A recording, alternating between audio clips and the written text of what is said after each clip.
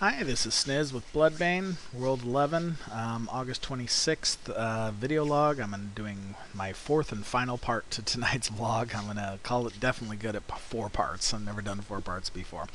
But I'm covering, I don't know, just a lot of military stuff. People are really chomping at the bit, and let's go do this, and let's go do that, and let's try to defend a castle off continent, and I really want to kind of get, we're trying to do something specific here. We're looking for patient players who know how to play a long-term game, and you got to be ready to take short-term losses to play for long-term wins. It's part of the game. Anyway, I think at the end of the last video I was mostly just covering the difference between water and non-water. Just to recap, what are, for those that want to be part of a significant end game, and it's like within reason. I mean, you don't go tech on our enemies. You want to castle up and get cowboy about it, as long as you play within reasonable rules of not breaking our alliances and getting us into a bunch of shit. Play your own game. I'm just trying to communicate to our players what we're trying to build here in terms of a powerful end game alliance, not a bunch of cowboys going around doing a bunch of random bullshit. So there's degrees. It's like we're gonna have members who are gonna be hardcore inner circle kicking ass with us. We're going to have members who are kind of on the outskirts, kind of doing their own thing, but keeping it within reason. And we're going to have members who totally cowboy up and do a bunch of stupid shit that we end up kicking. And, so I don't want to get too hardcore about telling people you can't do this and you can't do that and so on. There are definitely some things that you can't do if you want to remain in the alliance, but there's things that, I don't recommend them. You're not necessarily helping us in the long term. But hey, if you're insistent upon cowboying up and doing a couple, whatever pointless attacks, if that's what makes the game fun for you, do it. But I'm also going to be vocal about what we're primarily looking for. What I'm primarily looking for is a group of patient, mature endgame players who want to play a long-term game of chess to some extent here, and trying to communicate how to go about doing that. So at least as I'm learning it. So anyway, that's let's see. So at this stage, like I said, most members build resource cities. Once you've got the resource cities, start building your military structure. And for the next foreseeable future, though I do think we're getting to a stage, several of us, that are ready to start building military cities and castling them. For the most part, we should only be considering building military cities and castling them on non-watered tiles, so that we're able to have local land warfare without exposing ourselves to naval warfare, which we're nowhere near ready for. Now, I am going to go ahead and just cover a little bit because I'm experimenting with it here.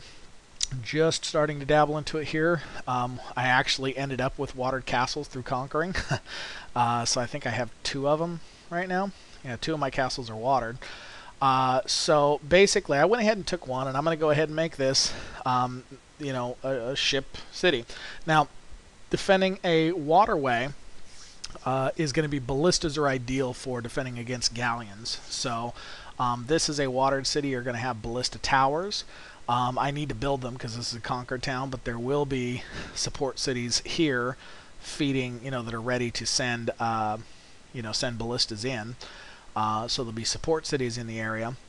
And basically, as far as, let's see, I had to rebuild this entire waterway. I think it was producing gold. I deconstructed this whole thing. Oh, yeah, this is a conquered castle. There's still a farm lingering down here.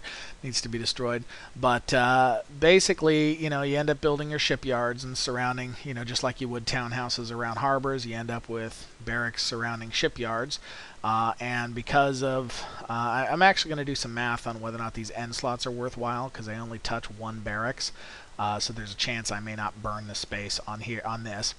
As far as ships go, there's a few different capabilities. I'm not super familiar with the frigate yet. As I understand it, frigates primarily are transporting land armies overseas to your targets, and also support them. So they're more of a transport attack. Galleons are more like catapults. They're going to destroy buildings and troops. And sloops are primarily defensive units. So in a watered castle, you, again, would not be producing sloops necessarily from that castle. This one I'm actually going to defend with ballistas. But if you want, you would want the support troops should be sending sloops into the harbor and ballistas into the ballista towers to help defend this watered city from watered attack. Where the offensive units that I'm going to be learning about more and building over the coming days are going to be frigates and galleons, and I'm pretty sure frigates will be the primary troop killer, because I'm pretty sure, I don't know the mechanics, how you load them and whatnot, but as I understand it, I'm going to be able to send my berserkers in my frigates from this city. So I think the naval attack forces are going to be berserkers and frigates, with supported by galleons, and then for when I get attacked, and the minute I gain that capability and I have a significant army here, naval army, is probably when I'm going to get myself into real trouble, because I'm probably going to pick a fight that, I mean, right now I'm making it okay being a bully on this continent, because there's no super powerful alliances that necessarily want to fight me anyway. I'm sure they could crush me if they wanted to, but they don't. I mean, I'm strong enough that they don't really want to pick that fight themselves. But yeah, as soon as I go pick a fight with somebody huge, I'm probably screwed at that point. But we'll see. It'll be fun. Really quick though, just something to understand again when you're talking about res cities, and the main reason I wanted to cover this, even though, again, I'm not on World 11. I'm not even thinking about building a military sea city right now. It's just not time yet.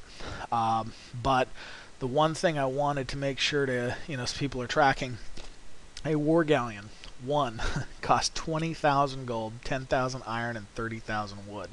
And it does take up 400 heads, so it's the equivalent of 400 units. But it is going to be massively expensive to create a naval army and maintain a naval army. And the sloops and or ballistas that defend the city from the attackers aren't going to be cheap either.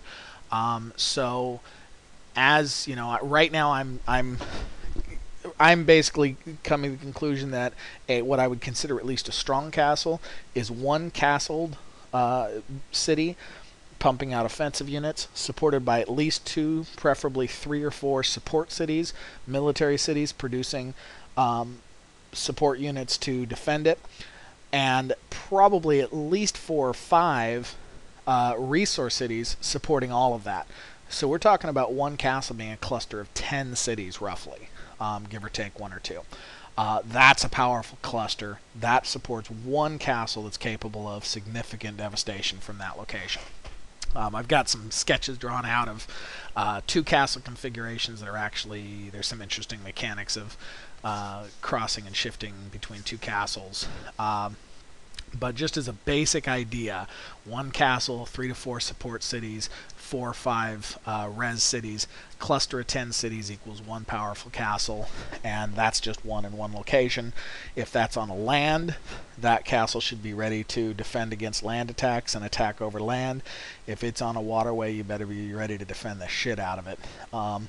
Which my guess is, if you end up with I would probably change that. I'd probably say a watered castle should probably still have 3 or 4 support cities producing sloops and ballistas, but should probably end up with 7 or 8 res cities, because the costs are much, much higher, although some of that cost is gold, so that can be produced empire-wide. But anyway, I'm going to cut it off there. Hopefully, I know I was kind of bouncing and jumping around over targets, and I did a lot of talking and soapbox stuff as far as our strategy, but I just want to make sure everybody's tracking what we're doing and what we're trying to do. We're trying to play a long-term end game.